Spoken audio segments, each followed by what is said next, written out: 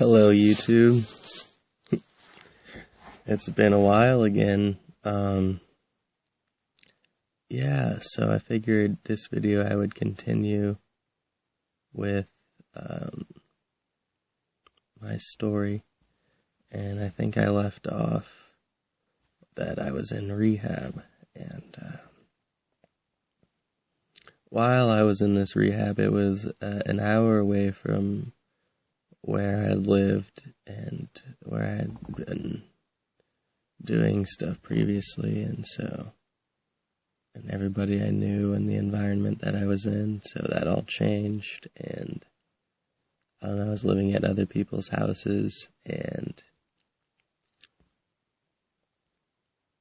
it was an outpatient rehab. I went for 4 hours, 5 days a week, Monday through Friday. And we had two meetings on Tuesdays and Thursdays, and then we'd meet for like 2 hours afterwards. And then we had, on Fridays we had dinner, and Saturdays we had a function, like some kind of event. So there's a lot of stuff to do, and always around people, and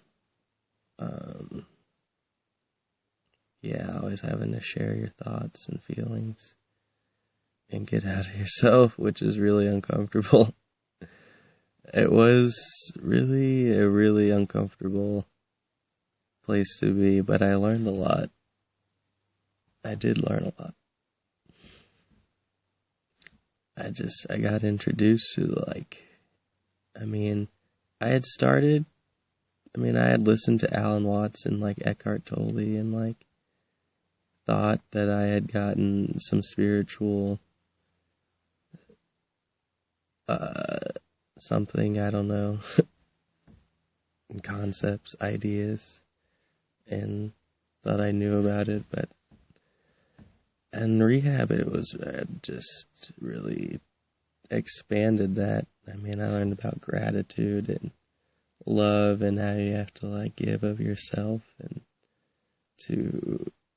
so that it will come back to you, and you gotta pass on the love and, let go of your worries and talk it out and, just share what's going on and how you feel. And I wasn't really used to doing that. I was used to just hiding it from people because I didn't think they wanted to hear what I really had to say. And, because some of it, I'm an asshole sometimes. I have a lot of asshole comments in my head sometimes.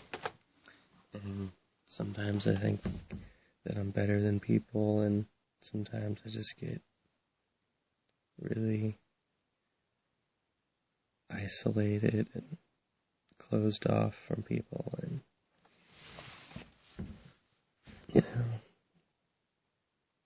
and I have a lot of, I feel like I'm just really weird and have a lot of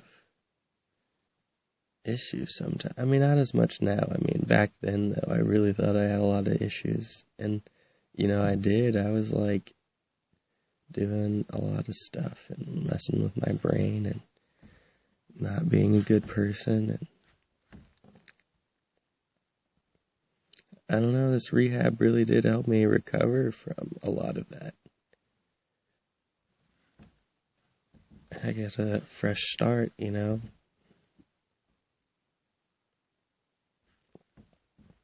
there was a lot of interesting young people there. There was a lot of stupidity and stupid stuff that's typical of people my age nowadays and younger, and it would get annoying at times, but the actual program and what we did and what it was about and what we were trying to do was really cool, I thought. And I really respect that place, and I have a debt to that place, because I had gotten some life skills that even though I'm not there and even though I'm not sober, they still work for me. Being grateful, writing gratitude lists, or just thinking about what I'm grateful for. You know, also when I was there, I'd just write shit down, what I needed to do every day, and that's when I first started, meditating and, being somewhat consistent, at least with doing something every day to get to my goals, you know. I wasn't always persistent. I really lost track towards the end because I just didn't really want to be there anymore. I don't know. After I got out of outpatient, I needed a job, and the guy that I was staying with got kicked out of the group for kissing this girl, and so I couldn't stay at his house anymore, and I needed money, and so I was going to Jeff, which was 30 minutes away, to work for my grandma just to get money to go, and I was doing all this driving around and stuff, and then this girl thought I raped her and said that I raped her, and so I had to go into the police station, and they were questioning me about it, and then I had to deal with all that and get that dropped, but for a while it looked like I was probably going to go to prison, and so they wouldn't let me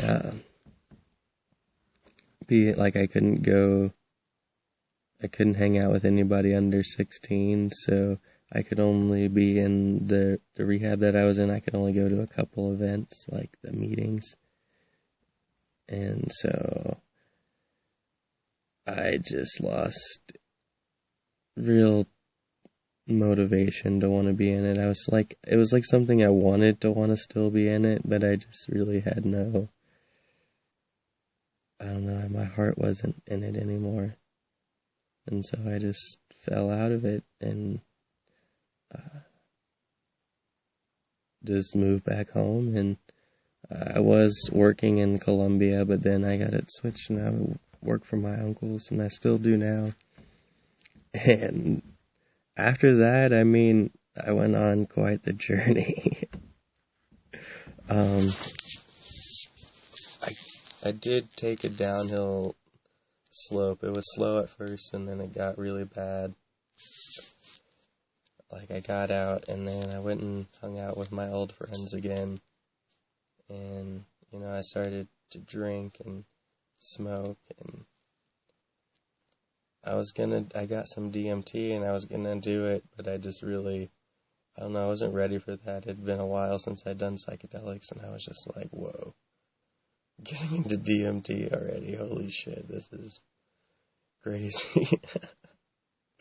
I don't know, I just didn't know how to feel about it. I did it twice, one small hit and then one big hit at my friend's house, and I had this really weird couple visuals, and I don't know, I was in the dark when it started, but then I stood up after I took the first hit and was like, no, I just turned the lights on, I don't know, and I was like, I'm Austin, what? And I don't know, I started walking, and I just stood at the corner, and then I saw this orange, yellow being. I don't know if it was a girl or what. It had a feminine presence. Maybe, I don't know. And then James's mom, or not mom, James's grandma came. And so I talked to her while I was still on the DMT, and that was really weird, seeing communication in this white matrix. It was just this spirally light thing going on, and it was how communication happened. I don't know, it was I don't know, it was really weird. Then I got really energized, and I was just talking, and I felt kind of enlightened, I had enlightened things to say. I felt really good about what I was saying in the conversation. Just yeah, whoa.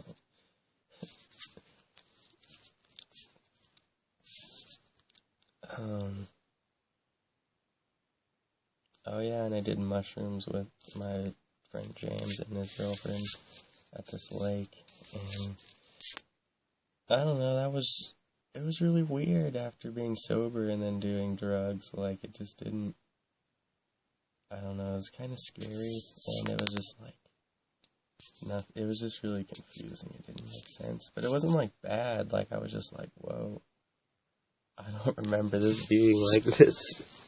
I thought this was totally different. I mean, but I had changed. There was a lot of stuff that I had gotten through while I was in the rehab. Like, I had shared a lot of thoughts, like a lot of sexual thoughts and things that I did in my childhood and stuff that I did, and just got it out, and that was good for me. Yes. But I still thought there's still something that was like holding me down. Like, I don't know, there's still like pain inside. And I was just trying to cover it up at this point still, because I didn't really know what to. I mean, I was trying to let it out a little bit, but I was just mainly just covering it up and distracting. And then I met this girl, Kaylee, who's my girlfriend now. And, yeah, she was actually, I met her like a day or the day of, or a couple days after I got out of rehab with my friend James. And, yeah, I just thought she was interesting. She was really quiet when I first met her. And, I don't know, she had read the Ender's Game books that I had just got done reading while I was in jail, which are really good. They're really good sci-fi books. They have, at least the ones when they get farther into the future. I don't know, they have some interesting ideas about this computer and how this conscious being's Jane arises out of all these connections and all this information and these interstellar like, it's like an internet for like different worlds. You just, I don't know, you can like beam your like a message of yourself across. You know, I think you can even have like real-time conversations. I don't remember. And she was able to hold in her mind all the details of these people that wanted to transport to this other place in time. I don't know, it was really weird. It was like, and then there's this race of beings that are like ants. There's a queen. Well, I mean, not really like ants, but a perversion of ants. Because in Ants on Earth, the queen actually isn't in charge. She just has babies. But in this, the queen is like in control of all the like worker they're called buggers. I don't know, they're like weird little, like kind of like cockroaches, but they're like weird.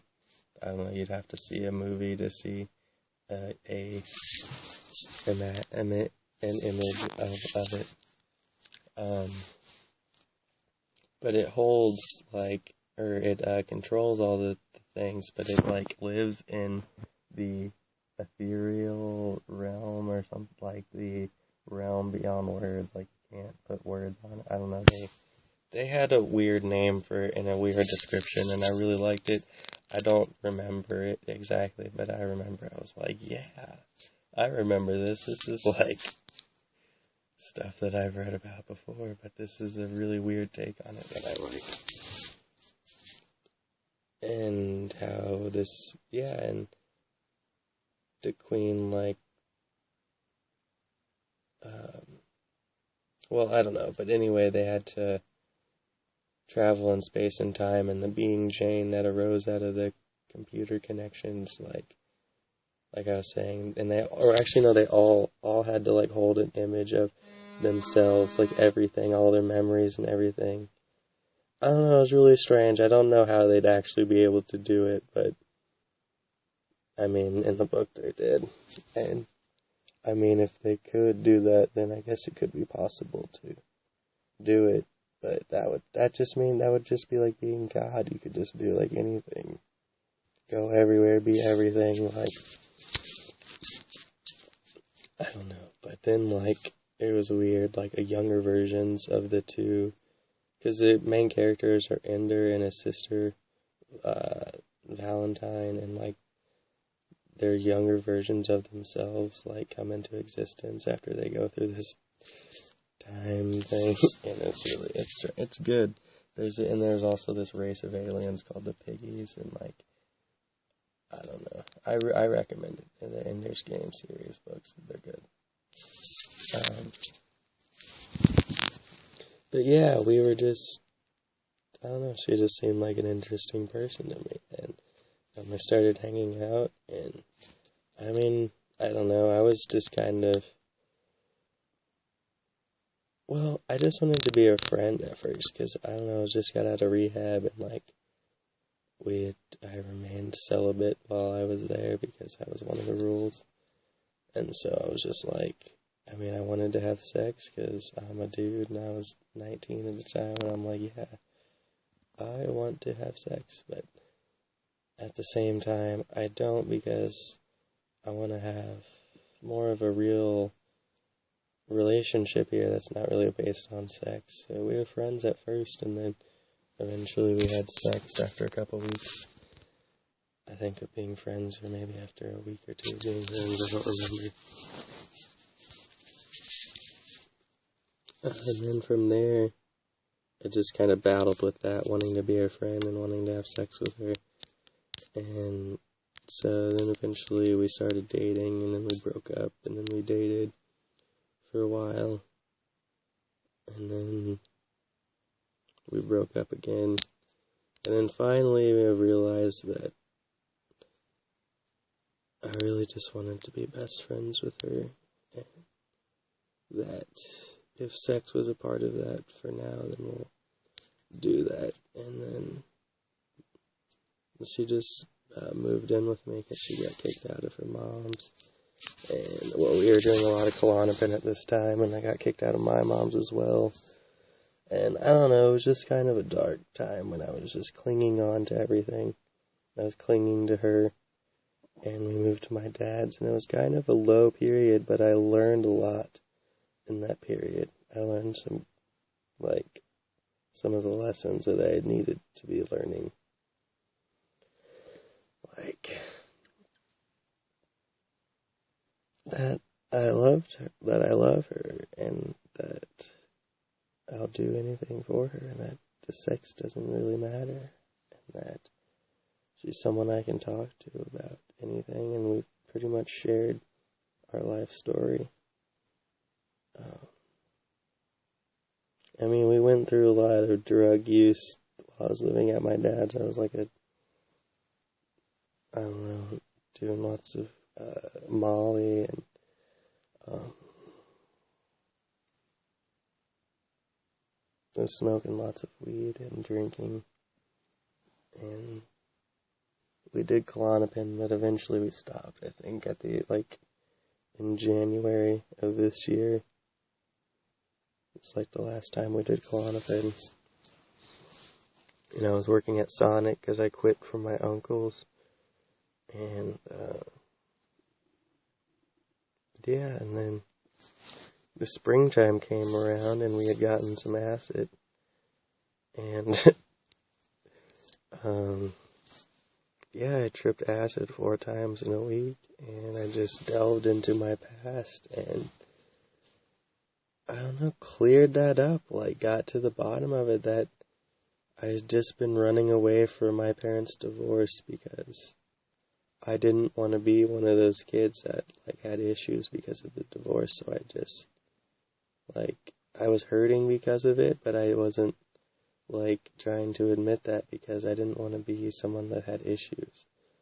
Because I was just no, I'm me, I'm okay. And, I was, but I was also running, so eventually that was dragging me down for so long. That was, the pain, that was, hey, I don't know, it was hey, you need to go back and, rethink this. Because it wasn't really, it's not that bad, but I didn't get it. I thought it was, a really bad thing to have issues. And so I was no, that's not me, no. And my mom would ask me, is it because of the divorce and, like, all this stuff? And I remember just being like, no, it can't be that. It's too cliche and simple and dumb and just, like, I don't know. I remember finding out I was in the woods. I was at this park. And I just, like, it dawned on me. Because the day before we had been, like, going deeper and deeper into this thing. And, like, I was just, like, getting through all this stuff and, like, just, like, having so much, like, I don't know, release in the heart and just body and everything. I don't know if you guys have ever felt that, but it's like, I don't know, whenever you get set free from who you used to be, and you just can be who you are right now. There's a good thing to that. That's a good place to be in. I like it. And I don't know, it dawned on me that it was the divorce, and I was like, I just laughed so much. I laughed myself silly. I couldn't believe it. I was like, what the fuck? And, like, once that happened, like, nothing else came up. It was just like, okay, you're good. Now go. Now go and learn. Like, I remember, too, after that, I was like, oh my god. I started listening to, like, some podcasts, like El Guindo podcasts and, like, Alan Watts and stuff, and, like, it was just all coming to me. I was like, oh my god, that's what the amen.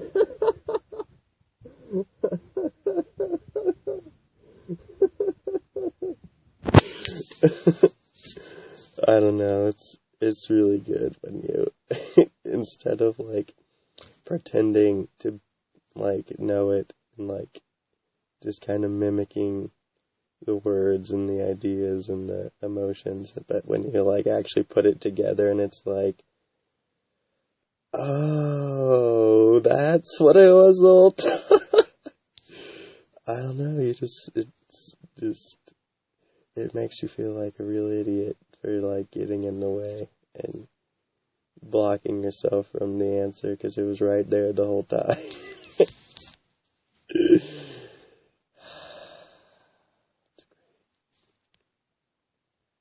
But yeah, after that, I had to deal with some probation issues because I was supposed to be sober, at least from weed, because they can test for that, and, like, I don't know, I had to go to this, like, Pathways thing. I met this really interesting dude. He was sober, but he had written, like, 3 books, I guess, and I don't know, seemed like he was really into it, and, like, helping people, and seemed like he knew a lot about the brain and stuff, but a lot of the other people there were just really not into it. They're just really language monkeys, and, like, I don't know, they didn't even seem like they liked their jobs or liked to help anybody. It was just like, here's a worksheet, here's all these concepts. I don't know, it was just really like school, not really helpful. And so I just stopped going because I was like, I don't want to do this. Because it was taking up, like, I had to work and then go there and then it was like sleep. And I was just like, no, okay, I'm done. Because I wanted to do all this learning. I had just tripped all this acid. And I was like, I just want to learn and do stuff. And, like, I don't know. And then, like, we got mushrooms a couple times and we did some mushrooms. And that was really cool. The last time I did them. I don't know, it's hard to remember what actually happened, but I remember feeling, like, really charged after that experience. And, like, I don't know, having that higher dimensional being, tryptamine, mushroom, DMT, high, I guess, I don't know, just really expansive and fractally and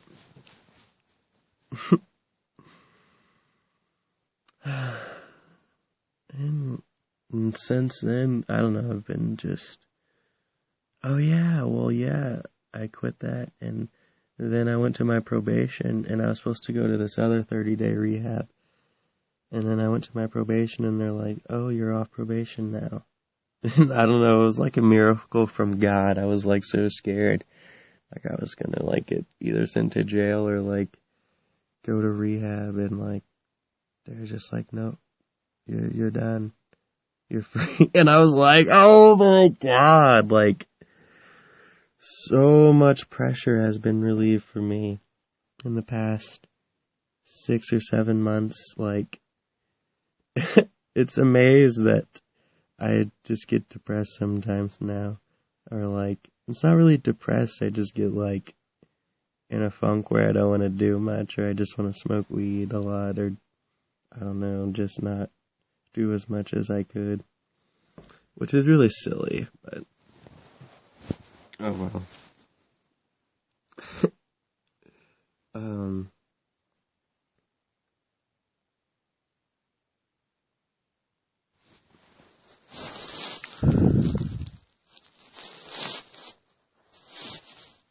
But yeah. So yeah, since then I've just been smoking lots of weed and meditating, and I made these videos. And I haven't made a video in a while, but I don't know, I haven't felt very, I don't know, wanting to share my voice. I get in these moods where I just want to read and like take stuff in, and then maybe write notes, or I don't know, just meditate and maybe write a Facebook post or something. But I don't know, I just talking it out. I just haven't done it. I don't know, but I am now, so it's cool. Yeah, so I talked to an alien or something like that a couple days ago. I had smoked, and yeah, I came inside and sat in the dark, and I don't know, I was just having these like annoying, kind of grotesque, just dark kind of images. Not really the pleasant kind of tripping, I guess you could call it. But then this like mandala, like it kind of almost looked like a cell, but it was like all these different colors, and it was like changing and coming out of itself, and like it just like appeared, and then like I heard this alien sound, and like these 3 like typical alien figures came, and like I don't know, then they just started telling me about the universe, and I was just like feeling the presence of the mysterious everything experienced being, like all it, God, whatever. Like I don't know, I was just feeling its presence, feeling that I was it, but also feeling that I was a story. But then the aliens were saying that they started the humans, like this story here, like us, and that we're just their simulation, kind of. And I asked if they were from the star Sirius, and they said yes, and like, I don't know, they like turned to light, they were like light beings, and like, I don't know, it was a really strange experience. I wrote it down on Facebook, but I don't know, I've kind of felt that presence of the alien, but I haven't really heard anything else from it. And I don't know, I asked if I was making this all up, and they said yes, of course. I don't know, but because, I mean, of course you're making this up, but I don't know. It was really strange. But it was a fun experience. I was like, wow, whoa. I don't quite know what to think of this, if I'm just crazy or if this is just like, well, I don't know, like, is this just like a movie that was implanted in my head, or is this like me connecting with an actual alien through mental space, through whatever space, I don't know, whatever channel that is.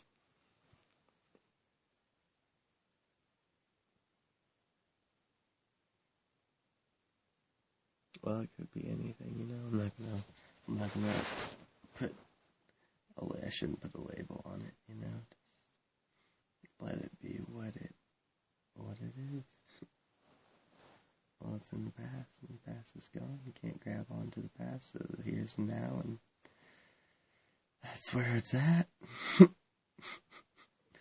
all new. Here's where it is. I've watched this movie though. It's called The Manson Family, and this guy's brother, which was his adopted brother, I guess, turns out to be Charles Manson's son. The whole time, his brother's like a real anal kind of guy. Not the guy that's Charles Manson's son, but the other guy. And the guy that's Charles Manson's son is like a weirdo and was like a weirdo in his adopted family. And his brother and his dad like kind of make fun of him and stuff. And so the guy, they go on an adventure to see all of both the Tate and LaBianca murder sites, and like the dude, I don't know, it's like this adventure, and he takes him to his job because his dude's just coming into town, and then he has to go to this place where his new job is, and so his brother takes him there, and it turns out it's like one of Charles Manson's friends, and like it's just a whole like kind of cult thing, and they're like, well, yeah, because we didn't know he was Charles Manson's son yet. It was all a secret. Sorry, I ruined it. Oh, yes. Spoiler. Oh, god damn it. Well, I'm sorry, you guys, but it was really good. You could probably still watch it and enjoy it. But yeah, they're like, yeah, you're Charles Manson's son. And his brother, like, freaks out. He's like, no, like, it can't be. And, like, they're like, you need to call, like, Charles Manson's gonna call soon. And his brother, like, takes the phone. He's like, no, you're not. And, like, they're like, you need to leave. And so he leaves, and, like, he's getting ready to go to the prison to see Charles Manson. And his brother's like, I need to talk to you. And he's like, just 1 minute. He's like, alright, I guess. He's like, I'm sorry.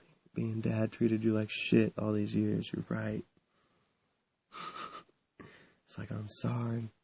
He's like, yeah, alright. But dude, I'm still gonna go see Charles Manson. He's my dad. I'm Charles Manson's son. It's like, hell yeah, the dude still like, alright, it's cool that you apologize and we can go get some McDonald's, but I'm gonna go see my fucking dad. It's Charles Manson. It's pretty cool. I thought it was a good movie.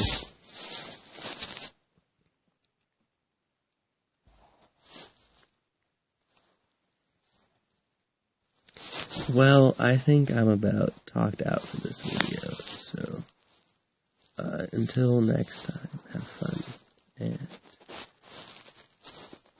do what thou wilt, and then what do what your heart desires, and share it with the universe, okay? Bye.